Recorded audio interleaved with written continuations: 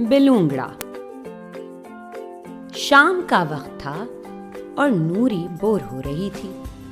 उसने खिड़की से बाहर देखा। सड़क पर उसके दोस्त फुटबॉल खेल रहे थे। नूरी भागकर अपने भाई साद के पास गई और कहने लगी, चलो चलो बाहर खेलने चलते हैं। साद ने कोई जवाब नहीं दिया। नूरी ने चिढ़कर पूछा, तुम कर क्या रहे हो? साद घोड़े की तस्वीर बना रहा था। इतने में अम्मा कमरे में आ गईं और नूरी से कहा, अपने भाई को तंग मत करो, बाहर जाकर अपने दोस्तों के साथ खेलो। नूरी नाराज होकर बाहर चली गई और अपने दोस्तों के साथ खेलने लगी। खेलते खेलते रयान ने बॉल को जोर से किक मारी। बॉल दरख्त में जाकर फंस गई। सब बॉल ढूंढने लगे। हिबा, जो इनमें सबसे छोटी थी, कहने लगी, वो देखो बेचारा बिल्ली का बच्चा दरख्त पर म्याऊं म्याऊं कर रहा है। मेरे ख्याल से वो नीचे उतर नहीं पा रहा। हिबा ने दरख्त पर चढ़ने की कोशिश की, लेकिन दरख्त पर चढ़ नहीं सकी। नूरी ने कहा, हटो, मैं कोशिश करती हूँ। वो बंदर की तरह दरख्त पर चढ़ गई। उसने बिल्ली के बच्चे को उठाया ही था कि अम्मा की आवाज आई, नूरी, फौरन दरख्त से उतरो। जब देखो दरख्त पर चढ़ी रहती हो। जल्दी अंदर आओ, खाना ठंडा हो रहा है। नूरी दरख्त से नीचे उतर आई। बिल्ली का बच्चा उससे चिपका हुआ था।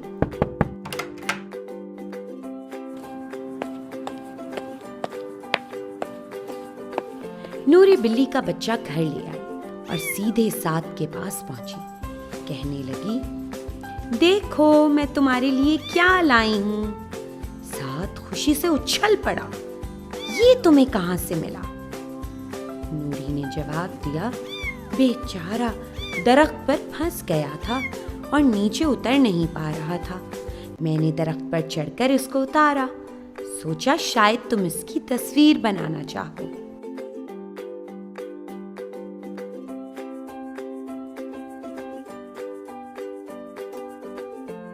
साद ने कमरे के कोने में 2-3 तकिए लगाए और उनके बीच में बिल्ली के बच्चे को बिठा दिया। फिर जल्दी जल्दी कागज पेंसिल इकट्ठा करने लगा। नूरी बिल्ली के बच्चे के लिए दूध लेने चली गई। अम्मा ने नूरी को दूध ले जाते देखा तो सोचने लगी कि ये दूध किसके लिए ले जा रही है। इसे तो दूध बिल्कुल पसंद नहीं। वो उसके पीछे पीछे आई और देखा कि नूरी बिल्ली के बच्चे को दूध दे रही है और साथ बिल्ली के बच्चे की तस्वीर बना रहा है।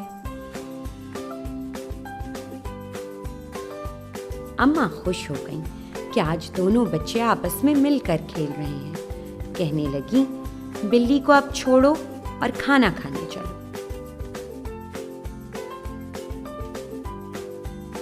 दोनों बच्चे अम्मा के हाथों में हाथ डाले खाने की मेज पर आए। अम्मा ने पूछा, क्या तुम लोगों ने बिल्ली के बच्चे का कोई नाम सोचा है? नूरी फौरन बोली, बेलूंगड़ा। अम्मा और साद हंस पड़े।